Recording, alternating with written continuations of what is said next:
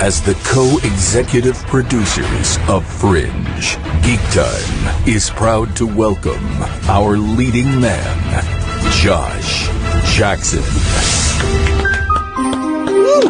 Welcome back. Again. Welcome back, Josh.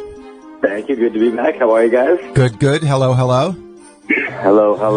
Let me just qualify something by that intro. What we were alluding to, because I had somebody hit me up on Twitter the other day and goes, "Do you guys really think you like? You must be joking, asshole, that you saved Fringe?" And I'm like, "Well, we didn't save it, but we helped. We helped rally the fans." And I don't think you need to downplay it. I mean, yes, it was the fans as well who sent in all the licorice, but that came from you guys. I mean, it is collectively the fans of the show, but you were the mouthpiece who kept the show on the air, and now we're in the middle of this miracle 5th season. Well, you're welcome. Well, Josh, you're right. Josh, thanks so much for calling into Geek Time. Thank you. Exactly. You heard it here first. Thanks, fellas. I'll see you next time. So, thank you for your call. So tonight's the big night, 9 o'clock on Fox. The big night, big finale fifth season. And final season. We know what you know where the end is. I'm so excited about this. We're way in the future now. This is a whole new world. And is this? Is there going to be a lot that happened in the first part of the seasons before, or is this? I actually think this is a good time for people to jump into the show. Yes? It is actually a good time for people to jump into the show because some of the pieces that got confusing for the casual viewers, like the multiple universes, God, I love that's gone. Yeah. And it's just like a straight freight train of story this year. There's no Monsters of the Week. There's no one-off episodes. It's just one step after the other. Yes. Wyman getting us towards the end. And to tell you the truth, there's a couple really cool things that we're sort of mining from the history, the mythology of the show. Mm. So for guys like you and for most of the people who are going to tune in who are already fans of the show, there's a bunch of stuff that sort of gets pulled out of the history of Fringe and laid into the story that I think people will think is really cool. Oh, that's cool. So there'll be like little payoffs for us hardcore fans, but if you... No, there'll be some pretty big payoffs. Good. Like there's some pretty major stuff that comes forward that seemed incidental in the previous version of our show. Very cool. But it becomes very central to what's going on. So I think, that's my kind of stuff. I love that. The last couple seasons, you guys have been doing that, though. I mean, you literally you took story arcs that you used in the first season, and then in a different universe, you did the same story arc, which I thought was pretty cool.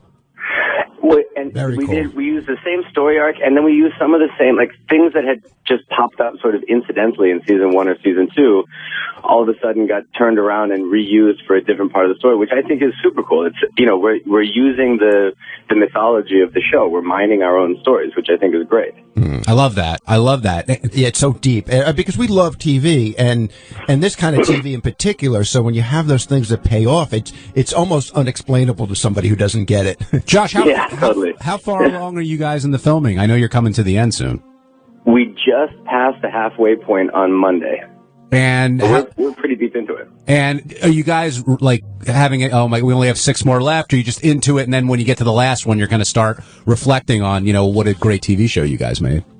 I think probably, thank you, but I think it won't happen until the last couple of episodes where everybody will sort of take a deep breath and look around and go, oh my God, we're going to be done in a couple of weeks. Yeah.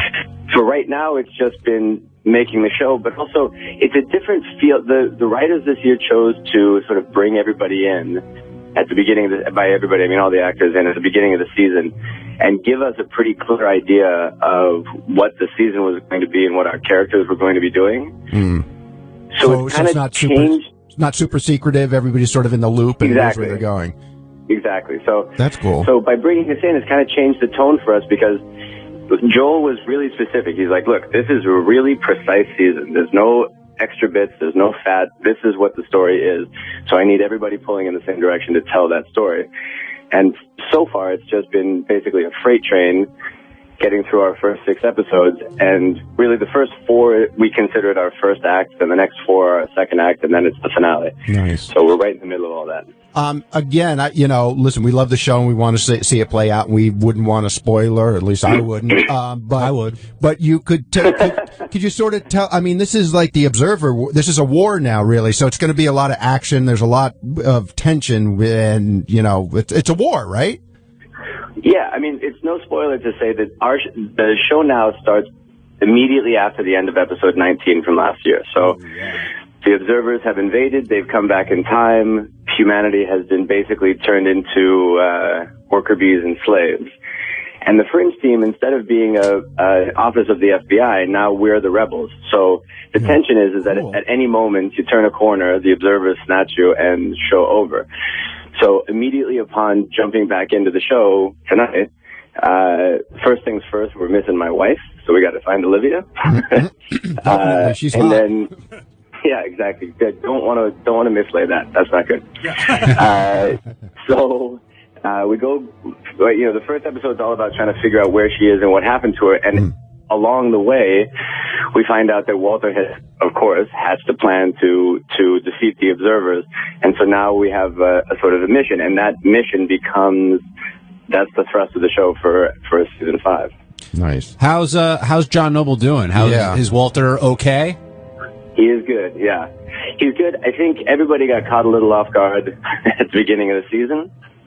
Because the emotions are heightened, right? It is the final season. Yeah. There's always a bunch of press stuff that goes in at the very beginning of the year around Comic-Con.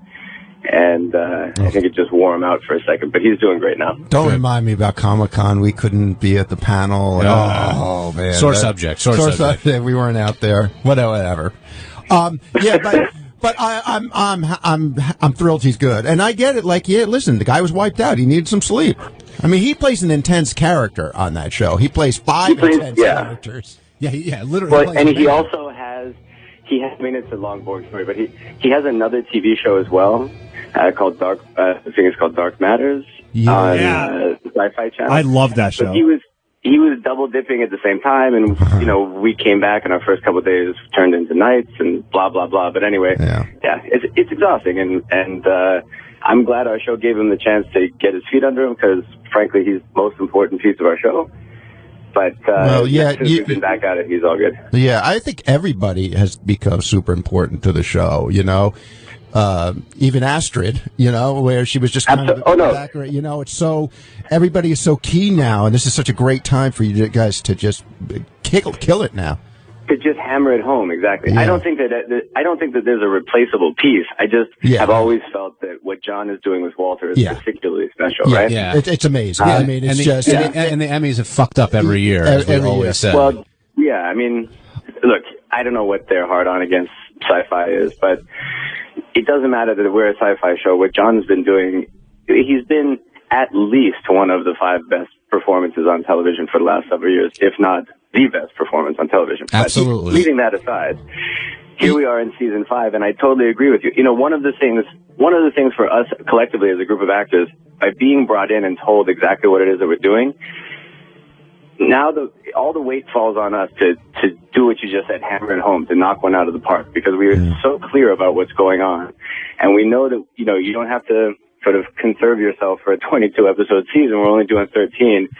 So that's the feeling on set, which is, let's just go fucking knock this thing out of the park and give everybody the kick-ass final season where the ending doesn't have to be tacked on in the last 3 or 4 episodes, or we don't know if we're getting canceled or not. Right. We know. And this also, is it. And also, like, hey, if your character towards the end of it is really, you can build that arc as far as your acting goes, too, so it must make that so much better. It makes it so much, you really have the freedom within that, because you know where you're going. Like, when we get to, I should come back and talk to you guys again when we get to episode 4, or maybe episode 5. Sure. Because you'll see there's 2 characters that have the ability to do that in a way that we probably haven't done before, because the emotional arc is really clear episode to episode to episode, so the characters are changing distinctly over the course of the shows as you're watching them. I can't wait for tonight. That's got to be fun to do as an actor, though, in your last season, to be able to play it that way. Dude, it's the most, I mean, that's what keeps us coming back,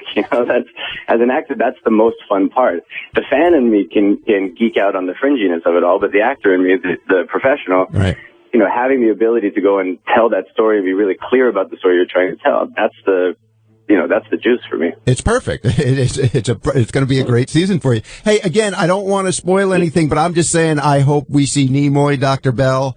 I hope we see, what's his name, Professor David David Robert Jones. Oh my God, yeah. David Robert Jones. Well, he's got such a great voice. He was the villain in Shirley. He was he got nominated for Mad Men this year, actually. So he's maybe we can share the love. I hope he comes back. Yeah, that would be the third time he comes back, right? Yeah, he's like, he just can't be killed. Oh, I love that. Yeah. I love that. As long as it's a great character. Josh, we're looking forward to it, man. Tonight, Thanks, Friday night, 9 o'clock, Fox. We talk to you more, but we know you got to get to set and knock it out of the park. That's man. right. Watch it live. Yeah, don't Yes, record watch it. it, Watch yes. it live. I don't know if ratings count. Does it matter now since Yeah, last that's season? true. Yeah, you know what? The truth. Well, I mean, officially, of course they matter. Yeah. You know what? Watch it live. Let's Watch give him it a big send out. Watch it as you record it, and then you can watch it again. Yeah. So you're watching it live, and then you can pick up the subtleties the second viewing. Absolutely. I like it. That's what he said. Josh, can we talk to you in a few weeks and catch up at the end Absolutely. I of? would love to come back and see what you guys are feeling about the fifth season. Absolutely. Cool. All right, thank you, Josh. Bye, fellas. Get your ass in here live sometime, too, man. Come on. What's the matter with you? It's a short flight from Vancouver. Come on. See, he's already gone. He Just like bailed. that, Peter disappears. What? I didn't hear you. What?